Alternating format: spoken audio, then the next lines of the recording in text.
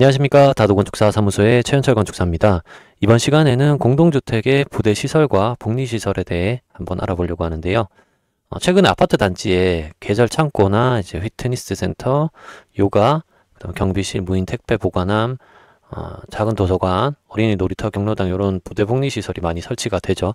그렇다면 정확하게 이제 부대 시설이 뭐고 복리 시설이 뭔지에 대해서 한번 알아보고 각각의 이제 설치 기준에 대해서 조금 더 상세하게 알아보도록 하겠습니다. 이제 주택법 제2조를 보시면 정의가 있습니다. 여기에 14항에 이제 부대 시설이란 주택에 딸린 다음 강목의 시설 또는 설비를 말한다 라고 되어 있는데, 주차장, 관리사무소 담장 및 그 주택 단지 안의 도로, 그리고 건축법에 따른 설비 시설, 그 다음에 가목, 나목의 시설, 설비에 준하는 것으로 대통령령으로 정하는 바에 따른 시설 또는 설비를 이야기하고요. 복리시설이라고 하면 주택단지의 입주자들이 생활의 복리를 위한 다음 강목의 공동시설을 말한다.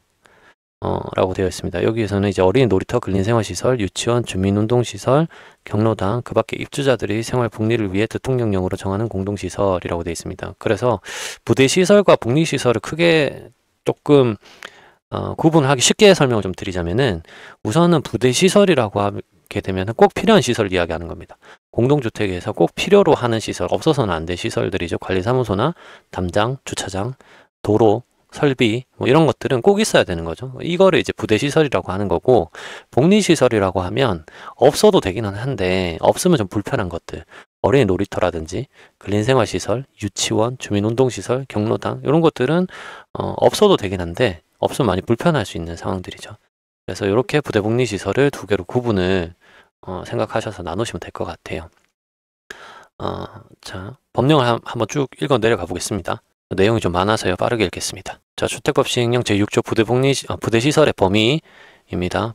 부대시설의 범위는 다음 각 호의 시설 또는 설비를 말한다 라고 되어 있고, 보안 등 대문, 경비실 및 자전거 보관소, 조경시설, 옹벽 및 축대, 안내 표지판, 공중화장실, 저수시설, 지하 양수시설, 대피시설, 쓰레기 수거 및 처리시설, 오수 처리시설, 정화조, 소방시설, 냉난방 공급시설, 방범 설비, 그 다음에 이제 친환경 관련된 차량용 충전기 뭐 이런 것들, 그리고 그 전기통신사업법 등 다른 법령에 따라 거주자의 편익을 위해 주택단지에 의무적으로 설치해야 하는 시설로서 사업 주체 또는 입주자의 설치 및 관리 의무가 없는 시설, 그다음에 그 밖에 1호부터 8호까지 시설 또는 설비와 비슷한 것으로서 사업계획 승인자가 주택의 사용 및 관리를 위해 필요하다고 인정하는 시설 또는 설비, 요 내용들은 이제 부대시설인 거고 꼭 필요로 하는 시설이라고 보시면 될 것 같습니다. 복리시설은 법 2조 14호 나목에 대통령령으로 정하는 공동시설이란 다음 각 호의 시설을 말한다 라고 되어 있고, 1종 근린생활시설, 2종 근린생활시설, 종교, 판매, 소매, 교육연구시설, 노유자시설, 수련시설, 업무시설 중 금융업소, 그 다음에 지식산업센터, 사회복지관, 공동작업장, 주민공동시설, 도시공기획시설인 시장, 그 밖에 1호부터 13호까지 시설과 비슷한 시설로서 국토교통부령으로 정하는 공동시설 또는 사업계획 승인권자가 거주자의 생활, 복리 또는 편익을 위해 필요하다고 인정하는 시설을 이제 복리시설로 보고 있습니다. 이 안에 들어가는 것들을. 주택 건설 기준 등에 관한 규정을 보면 부대시설 항목이 있고, 그 다음에 복리시설 항목이 있어요. 너무 많다 보니까 제가 일단은 한 줄로 요약을 다 해놓기는 했거든요. 보시면 진입도로, 주택단지 안의 도로, 주차장, 관리사무소, 수해방지 관련된 안내표지판, 통신시설 쭉 해서 내려오시다 보면 비상급수시설이나 전기시설, 급배수시설, 배기시설 이런 것들 꼭 필요로 하죠. 이런 내용들이 쭉 있습니다. 요거는 제가 한 줄로 요약을 해놨으니까 한번 읽어보셔도 되고요. 공동주택을 설계를 하신다 그러면은 무조건 다 읽어보셔야 되긴 하겠죠. 무조건 필수적으로 들어가야 되는 내용들이 있으니까. 그 다음에 복리시설인데, 복리시설은 보시면은 제50조 근린생활시설 등 해서 근린생활시설 상점 등의 전용 면적 합계가 1000제곱미터를 넘으면 주차 하역 공간, 소음, 악취 차단 및 조경을 위한 시설을 설치해야 한다는 규정입니다. 그 근린생활시설이 들어가기는 하는데, 이 근린생활시설이 복리시설로 들어갈 때 1000제곱미터가 넘어가면 이제 주차 하역이나 뭐 이런 것들을 별도로 설치를 해야 된다라는 거고요. 52조 유치원이 있는데, 유치원은 2000세대 이상인 주택을 건설하는 주택단지에는 유치원을 설치할 수 있는 대지를 확보해야 되고, 그 시설의 설치 희망자에게 분양을 하여 건축하게 하거나 유치원을 건축해서 이를 운영하게끔, 위탁 운영을 하게끔 공급해야 된다라는 그런 내용들이 담겨져 있습니다. 그리고 세부 내용들을 한번 읽어보시면 되고요. 유치원 관련된 내용들은. 그리고 내려가시면은 주민 공동시설이 있는데, 요게 이제 일반적인 그 2000세대는 대규모 단지이기 때문에 들어가는 케이스가 잘 없고, 일반적으로 뭐 많이 해봐야 800세대 전후지 않을까 싶어요. 공동주택 같은 경우에는. 작은 경우에는 뭐 1, 200세대도 있으니까요. 우선은 100세대만 넘어가더라도 보시면은 100세대 이상의 주택을 건설하는 주택단지에는 다음 각호에 따른 산정한 면적 이상의 주민 공동시설을 설치해야 된다라고 되어 있고요. 100세대 이상, 1000세대 미만 같은 경우에는 세대당 2.5제곱미터를 더한 면적이라고 되어 있습니다. 그리고 1000세대 이상 1000세대 이상인 경우에는 500제곱미터에 세대당 2제곱미터를 더한 면적. 기본 500제곱미터는 있고 여기에다가 세대당 2제곱미터를 더한 면적을 추가적으로 설치해야 된다라는 내용들이고요. 2항 같은 경우에는 1항의 다른 면적은 각 시설별로 전용하여 사용되는 면적을 합한 면적으로 산정한다. 다만 실외에 설치되는 시설의 경우에는 그 시설이 설치되는 부지 면적으로 산출한다 라고 되어 있습니다. 이게 무슨 말이냐면은 실내에 우리가 설치하는 부대 복리시설, 그러니까 주민공동시설을 복리시설로 보니까 복리시설을 실내에만 설치한다 그러면 면적이 너무 큰 거예요. 그래서 이제 다른 시설들 있잖아요. 어린이 놀이터라든지 주민운동시설 중에서 야외에 설치하는 주민운동시설들 이런 것 같은 경우에는 사용되는 부지 면적만큼만 넣을 수가 있다라는 이야기죠. 꼭 건축물로 주민공동시설을 설치해야 되는 건 아니다라고 보시면 되고요. 그 다음에 이제 150세대 이상인 경우 에는 경로당 어린이 놀이터를 설치하셔야 되고, 기본적으로 면적 제한은 별도로 없습니다. 얘네들이 300세대 이상인 경우에는 경로당 어린이 놀이터, 어린이집, 500세대 이상인 경우에는 경로당 어린이 놀이터, 어린이집, 주민운동시설, 작은 도서관, 다 함께 돌봄센터 뭐 이렇게가 들어가고요. 예전에는 이거보다 조금 더 디테일하게 설명이 돼 있었어요. 그러니까 뭐 저희 관리사무소라든지 뭐 문고라든지 이런 것들이 항목별로 있었고 얼마 이상 면적을 설치해야 된다라고 있었는데, 이게 통합이 되면서 지금 보시는 것처럼 뭐 100세대 이상, 1000세대 미만, 1000세대 이상인 경우에는 2.5제곱미터, 2제곱미터 이런 식으로 세대수에 따라서 면적만 부여해주고, 그 면적을 가지고 주택단지를 설계할 때 필요로 하는 것들, 그런 것들은 사업주가 임의로 설치를 할 수가 있다라고 보시면 될 것 같아요. 제3항의 각호에 따른 주민공동시설은 다음 각호의 기준에 맞게 설치해야 된다라고 되어 있습니다.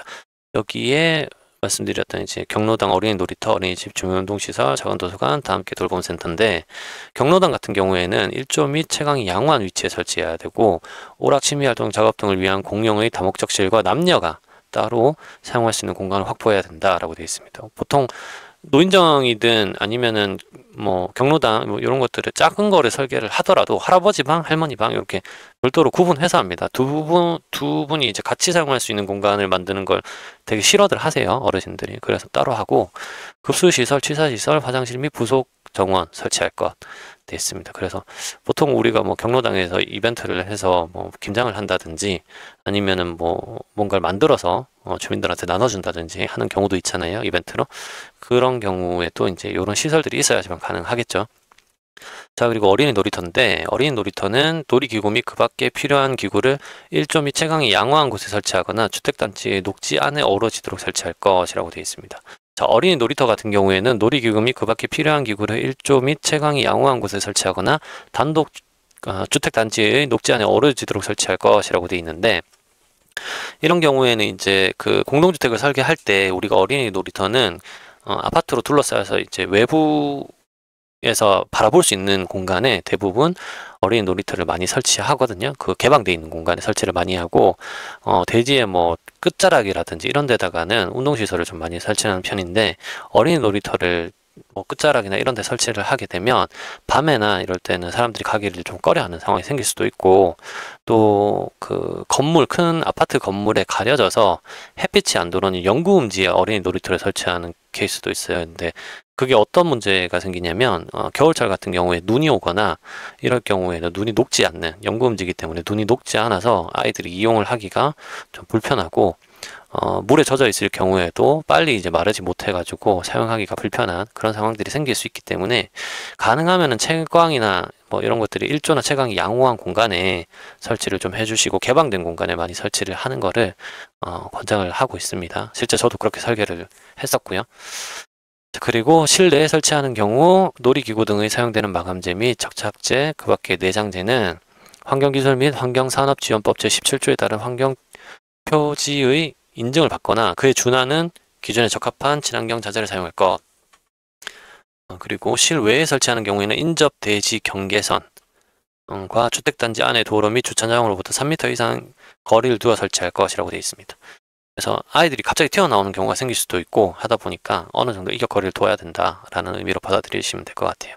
그리고 어린이집은 영유아 보호법의 기준에 적합하게 설치할 것, 해당 주택의 사용검사 시까지 설치할 것, 주민운동시설은 시설의 안전사고를 예방할 수 있도록 설치할 것, 체육시설 및 체육시설의 설치 이용에 관한 법률 시행령 별표 1에서 정한 체육시설을 설치하는 경우에는 해당 종목별 경기 규칙의 시설 기준에 적합할 것, 작은 도서관 같은 경우에는 이제 도서관법 시행령에 따라서 여기에 준해서 설치하도록 하고, 다 함께 돌봄센터는 아동복지법에 따라서 이제 설치를 해야 된다. 각각의 용도에 따라서 설치해야 되는 그 법령 내용들이 조금씩 있습니다. 그래서 설치를 하면 되고, 보통 어린이집이나 경로원, 경로당 뭐 이런 주민공동시설 이런 것들은 지상층에 많이 설치를 하고요. 주민운동시설은 지하에 설치하는 경우가 많이 있고 2층에 설치하는 경우도 있는데, 어린이집이랑 경로당은 1층에 설치를 하셔야 돼요. 피난층에. 그래야지 이제 화재 시나 재난 시에 외부로 빨리 대피를 할 수 있는 상황이 되니까 1층에다가 설치를 하셔야 됩니다. 요게 아마 제 기억에는 법에도 있었던 소방법이었나? 거기 있었던 것 같아요. 어린이집이나 경로당을 1층에서 피난이 용이한 층에서 설치할 수 있도록 한다라고. 기억이 지금 좀 잘 안 나는데, 아무튼 오늘은 공동주택의 부대 시설과 이제 복리 시설에 대해서 한번 알아봤고요. 주거의 질과 주민 공동체 형성에 직접적인 영향을 미치는 중요한 요소기도 합니다. 근데 여기 제가 내용을 조금 써놓기는 했는데 한번 쭉 읽어드릴게요. 이게 요즘에는 조금 문제가 되는 것들이 있어서 한번 읽어드리도록 하겠습니다. 설계 단계에서 법령 기준을 충족하는 것은 물론이고 입주민들의 생활 패턴과 지역적 특성을 충분히 고려한 계획이 필요합니다. 다만 실제 운영 과정에서 몇 가지 문제가 발생되기도 합니다. 예를 들어서 복리시설 중에서 식당은 운영 비용 부담으로 인해서 문을 닫는 사례가 이제 종종 있고, 수영장과 같은 규모가 큰 시설은 관리비가 과도하게 발생해서 결국 폐쇄하거나 다른 용도로 변경되는 경우가 있습니다. 그러니까 이게 일전에 이제 뉴스에도 나온 적이 있었죠. 지상층에 수영장이 있었는데 주차나는 심각한데 수영장은 있고, 수영장은 관리비 때문에 사용을 하지 않고, 그래서 수영장을 메꿔서 결국은 주차장으로 이용한 그런 사례도 있었죠. 또한 근린생활시설의 경우 사업 초기 단계에서 과도한 면적으로 계획되면 공실을 장기간 발생할 수 있기 때문에 이러한 문제를 해결하기 위해서 이제 지역 특성과 인근 상업 지역의 상황을 면밀하게 검토한 후에 적정한 분양 면적을 산정하는 것이 바람직하다라고 써놨는데요. 이게 무슨 말이냐면은 보통 아파트 800세대 전후로 해서 그 정도 규모가 있다 그러면, 그 정도가 아니더라도 한 400세대, 500세대만 되더라도 상업지역과 만약에 가까이에 붙어있는 아파트다라고 한다면은 사실은 아파트 앞에 상가는 잘 되지가 않아요. 그래서 대부분 아파트 앞에 상가가 필요한 게 편의점이라든지 세탁소, 편의점, 세탁소, 그다음에 부동산, 공인중개사 사무소, 이 정도가 있고, 뭐 집을 수리해주는 인테리어, 집 수리해주는 뭐 그 정도 있을 수 있고요. 보통 제 경험상으로 봤을 때는 한 5개 전후의 실 정도만 있으면 대부분 그 아파트 단지에서는 수용이 가능하고, 웬만하면은 만약에 이제 세대수가 좀 많다라고 하신다면 2층 정도로 해서 학원 용도나 운동시설 용도가 별도로 조금 들어갈 수는 있긴 하겠지만, 이것도 상업지역이 가까이에 붙어 있다 그러시면은 아마 분양이라든지 임대를 놓는 게 조금 쉽진 않을 거다라고 생각을 하고요. 그래서 이제 지역 특성하고 인근 상업 지역의 상황을 검토한 후에 분양을 할 면적을 산출을 해야 된다라고 제가 써놓은 겁니다. 자, 오늘은 이제 공동주택 부대시설, 복리시설에 대해서 한번 알아봤고요. 다음 시간에도 좀 더 유익한 정보를 제공할 수 있도록 노력해 보겠습니다. 그리고 마지막으로 하나만 말씀드리면, 공동주택의 부대시설, 복리시설 같은 경우에는 건축법에서 이제 저희가 예를 들어 서울이라 그러면 서울의 3종 일반 주거 지역의 용적률이 250%까지 만약에 건축을 한다라고 하시면은, 여기에서 이제 부대시설이나 복리시설 같은 경우에는 용적률 산정 면적에 제외될 수도 있어요. 그거는 이제 심의를 통해서 제외할 수 있는지 없는지가 결정이 되기는 하는데, 완화 조항이 별도로 있습니다. 적용의 제외라고 해서 완화 조항이 별도로 있으니 공동주택을 설계를 하실 때는 그 완화 조항을 꼭 한번 확인해 보시고, 그 다음에 이제 그 부대 복리시설을 계획하시는 거를 제가 추천을 조금 드리고요. 왜냐하면 부대 복리시설을 지상에 설치를 함으로 인해 가지고 용적률은 올라가는데, 만약에 이걸 예외 적용을 제외라고 해서 용적률 산정에 안 들어가는 케이스로 설계를 하신다면 세대수가 적어도 뭐 두 개, 세 개 정도는 아파트가 더 들어갈 수 있기 때문에, 그렇게 되면은 조금 더 사업성이 조금 더 좋아지지 않을까 싶거든요. 네, 용적률에는 안 들어가지만 설치는 할 수 있다라고 하신다면. 그래서 실제로 그렇게 설계를 저는 했었고, 최근까지도 그렇게 설계를 했었습니다. 그리고 그 중공단 건축물도 꽤 많이 있고요, 서울에는. 네. 그래서 이렇게 정리를 하고요. 다음 시간에도 조금 더 유익한 정보를 제공할 수 있도록 노력하겠습니다. 다도건축사 사무소의 최현철 건축사였습니다. 감사합니다.